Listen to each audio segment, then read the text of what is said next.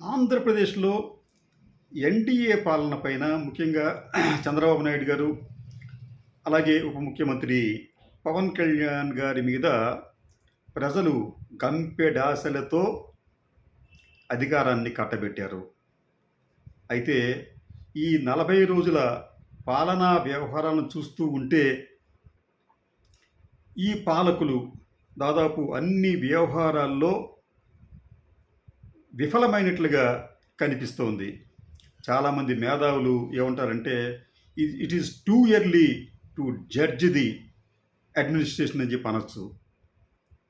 కానీ ఒక వ్యక్తి తప్పు చేయొచ్చు కానీ, లక్షలాది మందితో కూడిన వ్యవస్థలు తప్పులు చేయకూడదు, అసమర్థ విధానాలను పాటించకూడదు. ఈ 40 రోజుల్లో ఒక వ్యవస్థ అనేది వైఫల్యం చెందింది. ఆ వైఫల్యం కూడా ఒకటో రెండో రంగానికి కాదు, అనేక రంగాలకు ఈ వైఫల్యాన్ని వర్తింపచేసే విధంగా వారి పరిపాలన ఉంది. దీంట్లో చాలా ముఖ్యమైనది శాంతి భద్రతల అంశం. గత 40 రోజులుగా ఆంధ్రప్రదేశ్లో దాదాపు 900 అవాంఛనీయ సంఘటనలు జరిగాయి. 40 రోజుల్లోనే 900 అవాంఛనీయ సంఘటనలు. ఇంకా కంప్లైంట్స్ ఇస్తే కనీసం వాటిని తీసుకున్న దాఖలాలు కూడా లేవు. వాటి మీద ఎఫ్ఐఆర్ కట్టని కేసులు కూడా అనేకం ఉన్నాయి. ఈ 900 కేసుల్లో సాధారణంగా జరిగే కేసులతో పాటు రాజకీయ కక్షలతో దాడులు, ప్రతిదాడుల కేసులు, హత్యలు, దహనాలు, భూ ఆక్రమణలు, మరీ ముఖ్యంగా పసికందులపై కూడా దారుణంగా అత్యాచారాలు కూడా చేసిన సంఘటనలు ఉన్నాయి. మచ్చుమరిలో పాఠశాలకు వెళ్ళే ఒక బాలికను మానభంగం చేసి చంపేస్తే ఇప్పటి వరకు కూడా ఆ బాలిక మృతదేహాన్ని కూడా స్వాధీనం చేసుకోలేకపోయారు. ఇది విచిత్రమైన పరిణామం. ఎక్కడైనా కానీ ఒక బోరు బావిలో ఒక పసికందు పడిపోతే అతనిని రక్షించడానికి ప్రొక్లైన్లు పెట్టి ఆక్సిజన్ అందించి అతన్ని కాపాడటానికి విశ్వ ప్రయత్నం చేస్తున్నాం మనం. అదే సమయంలో ఆ పసికందు ప్రాణం గురించి లైవ్లు కూడా ఇస్తున్నాం. కానీ ఒక బాలికను దారుణంగా హత్య చేస్తే దాని గురించి ఇటువంటి ప్రత్యేక కథనాలు ఏ మీడియా ఇవ్వటం లేదు. ప్రతిపక్షం కూడా ఈ విషయంలో దానిని లేవనెత్తే ప్రయత్నం చేసింది, కానీ ప్రభుత్వం మీద ఒత్తిడి తెచ్చే విషయంలో ఒక రకంగా విఫలమైందనే మనం భావించాలి. అదే కాకుండా నెలల పసికందులను కూడా తమ లైంగిక వాంఛకు ఆంధ్రప్రదేశ్లో వాడుకున్నారు. ఇవన్నీ కూడా ఒక మహిళ రాష్ట్ర హోంమంత్రిగా ఉన్న నేపథ్యంలో జరగటం నిజంగా ఇది ఇబ్బందికరమైన అంశమే ఆ మంత్రి గారికి కూడా. ఎందుకంటే ఆ మంత్రి గారు కూడా గతంలో ఇటువంటి సంఘటనల మీద చాలా తీవ్రంగా స్పందించారు. ఇప్పుడు స్పందన బదులు ఇప్పుడు చర్యలు తీసుకోవాలి. ఆ చర్యల విషయంలో ఈ ప్రభుత్వం ఎందుకో ఉదాసీనంగా వ్యవహరిస్తుందేమో అన్న అనుమానం కలుగుతోంది. ఈ రాష్ట్రంలోని శాంతి భద్రతల పరిస్థితి చూస్తూ ఉంటుంటే మణిపూర్లో రావణాకాష్టంలో రగులుతున్న సంఘటనలు గుర్తుకొస్తున్నాయి. అక్కడ 2 వర్గాలు, కుకీ, మైతీ వర్గాల మధ్య ఘర్షణలు ఏడాది కాలంగా సాగుతూనే ఉన్నప్పటికీ ఇప్పటికీ కూడా అవి ఇంకా నియంత్రణలోకి రాలేదు. ఏపీకి వచ్చేటప్పటికి 2 పార్టీలు, లేకపోతే 2 కులాలు, లేకపోతే 2 వర్గాల మధ్యన జరుగుతున్న ఈ సంఘటనలు ఎన్నికల ముందు నుంచి ప్రారంభమయ్యాయి, ఇంకా కొనసాగుతూనే ఉన్నాయి. అంటే ఆంధ్రప్రదేశ్ కూడా మరో మణిపూర్లాగా మారుతుందేమోనన్న భయం కలుగుతోంది.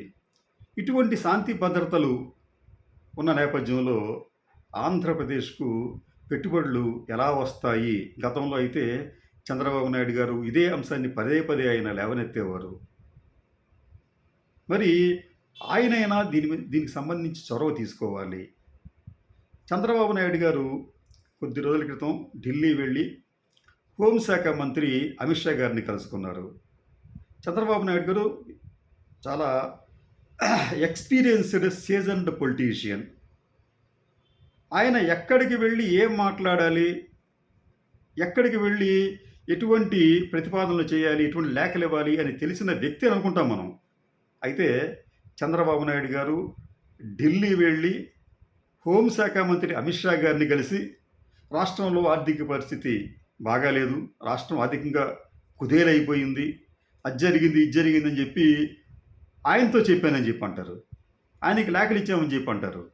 రాష్ట్రంలో ఆర్థిక పరిస్థితి బాగా లేకపోతే చెప్పవలసింది ప్రధానమంత్రి గారికో లేకపోతే కేంద్ర హోంశాఖ కన్నా కూడా ఆర్థిక శాఖ మంత్రి గారికో తెలియజేయాలి. దానికి భిన్నంగా చంద్రబాబు నాయుడు గారు అమిత్ షా గారికి ఈ అంశాలన్నీ కూడా చెబుతారు ఆయన. అంటే ఎందుకు అక్కడికి వెళ్ళి మనం కాలాన్ని వ్యర్థం చేసుకోవటం? రాష్ట్రంలో శాంతి భద్రతలు మెరుగుపరిచే విషయానికి సంబంధించి వారి సలహాలు తీసుకోండి, లేకపోతే వారి సహకారం తీసుకోండి, కేంద్ర బలగాలను రప్పించండి అవసరం వస్తే. అటువంటి పనులు మీరు చేయరు. ఇక ఈ ప్రభుత్వం గత 40 రోజులుగా చేసిన అప్పులు కూడా చూస్తూ ఉంటుంటే నెల రోజుల్లోనే దాదాపు 11,000 కోట్ల రూపాయలు అప్పు చేశారు. మరో 5,500 కోట్ల రూపాయల అప్పులకు సిద్ధం పడుతున్నారు. ఈ 11,000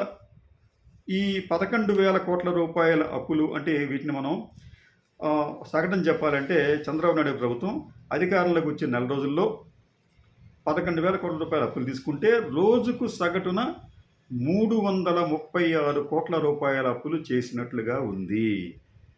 ఈ మధ్యకాలంలో భారతదేశంలో ఇంత పెద్ద మొత్తంలో అప్పులు ఏ రాష్ట్రము చేయలేదు. కానీ గతంలో అప్పులకు సంబంధించి చంద్రబాబు నాయుడు గారు, పవన్ కళ్యాణ్ గారు, బీజేపీ పురంధేశ్వరి గారు నానాయాగి చేశారు. ఒకవైపు కేంద్ర ప్రభుత్వం ఆంధ్రప్రదేశ్కు ఉన్న అప్పులు 4.5 లక్షల నుంచి 5 లక్షల కోట్ల వరకే ఉన్నాయని చెప్పి చెప్తూ ఉంటుంటే, ఆర్బీఐ కూడా అదే చెప్తూ ఉంటుంటే, వీరు మాత్రం ఆంధ్రప్రదేశ్కు 15 లక్షల కోట్ల రూపాయలు అప్పులు ఉన్నాయని చెప్పి ప్రచారం చేశారు. వాటిని ప్రజలు కూడా నమ్మారు. ఎవరు అప్పుల గురించి పెద్దగా అవగాహన లేని వారు కూడా రాష్ట్రం అప్పుల పాలైపోయింది, రాష్ట్రంలో అభివృద్ధి లేదు అని వీరు చేసిన ప్రచారాన్ని ప్రజలు నమ్మారు కాబట్టి వారికి ఎన్డీఏ కూటమికి మద్దతునిచ్చారు. అయితే మరి ఎన్డీఏ కూటమి చేస్తుంది ఏంటి? మరి వీరు కూడా అప్పులు చేసే విషయంలో ప్రస్తుతానికైతే దేశంలోనే మొదటి స్థానంలో ఉన్నారు. అయితే వీరేం చెప్తారంటే ఈ గత ప్రభుత్వం ఆయా సంస్థల ఆస్తులను తనఖా పెట్టి అప్పులు తీసుకుందని చెప్పి ఆరోపణ చేస్తున్నారు. అయితే ఈ చంద్రబాబు నాయుడు గారి ప్రభుత్వం తాజాగా చేయబోతున్న 5,200 కోట్ల రూపాయలు కూడా 2-3 సంస్థలను పణంగా పెట్టి అప్పులు చేస్తున్నారు. మరి వారు చేసిన తప్పే మీరు కూడా చేస్తున్నారనే విషయాన్ని మీరు కూడా తెలుసు. కానీ అప్పటి ఎన్నికల సమయంలో మేము ఏదో రకంగా అధికారంలో రావాలి కాబట్టి ఇటువంటి పనులన్నీ వాళ్ళు చేశారు అక్కడ. ఈ అప్పులతో పాటు ఇసుకకు సంబంధించి ఉచిత ఇసుక అనే దాంట్లో ఉచితం ఏముందో మరి ఎవరికి అర్థం కాదు. అంటే వాళ్ళు ఏమంటారంటే మీలాంటి వాళ్ళకి అర్థం కాదు అని ఒక ఎదురుదాడి చేయొచ్చు. ఉచితం అని చెప్పి దానికి ఏదో రకరకాల ఛార్జెస్ పెడుతున్నారు. అటువంటిప్పుడు షరతులు వర్తిస్తాయి అని చెప్పి అక్కడే ఉచితం పక్కన స్టార్ వేసి చేస్తే బాగుంటుంది. అక్కడ నేతి బీరకాయలో నేరుండదు, ఉచిత ఇసుకలో ఉచితం ఉండదు. అంటే ఇదో రకంగా ప్రజలను మభ్యపెట్టే అంశం. అలాగే మేము అధికారంలోకి వస్తే ఓల్డ్ పెన్షన్ స్కీమ్ అమలు చేస్తామని చెప్పి పదే పదే చెప్పారు. ఇప్పుడు మళ్ళీ దాని బదులు గతంలో జగన్మోహన్ రెడ్డి గారు ప్రతిపాదించిన గ్యారంటీడ్ పెన్షన్ స్కీమ్నే అమలు చేస్తామని చెప్పి చెబుతున్నారు. నిజానికి ఓల్డ్ పెన్షన్ స్కీమ్ని అమలు చేయటం అనేది భారతదేశంలో ఇక అసాధ్యమైన విషయం. ఇది ఏ ఆర్థిక రంగ నిపుణులు, ఏ పరిపాలనా దక్షత కలిగిన వారిని అడిగినా వారు చెబుతారు. కొన్ని రాష్ట్రాలు మేము ఇంప్లిమెంట్ చేస్తామని చెప్పి 3-4 సంవత్సరాల నుంచి చెబుతున్నప్పటికీ కూడా ఆ రాష్ట్రాలేమీ కూడా ఓల్డ్ పెన్షన్ స్కీమ్ తిరిగి అమలు చేయలేకపోతున్నాయి. ఈ విషయాన్ని గమనించాలి. కానీ ఉద్యోగులను కూడా వీరు విజయవంతంగా మభ్యపెట్టే విషయంలో సఫలమయ్యారు అనిపిస్తోంది. వనరులు, సహజ వనరులు దోపిడీ చేశారని చెప్పి పదే ప్రచారం చేశారు. సరిగ్గా 11 నెలల క్రితం పవన్ కళ్యాణ్ గారు విశాఖపట్నంలో దాని సమీపంలో ఉన్న ఎర్రమట్టి దెబ్బలకు వద్దకు వెళ్ళి, ఆ ఎర్రమట్టి దెబ్బలు చాలా ప్రాచుర్యం గలవి, చాలా ప్రాధాన్యత ఉంది వాటికి, వాటిని మనం కాపాడుకోవాలని చెప్పి ఆయన డిమాండ్ చేశారు. అయితే ఈ ప్రభుత్వం వచ్చి 40 రోజులైతే ఈ 40 రోజుల్లో కూడా అక్కడ యథేచ్ఛగా తవ్వకాలు జరిగాయి. మరి మీకు తెలియదా?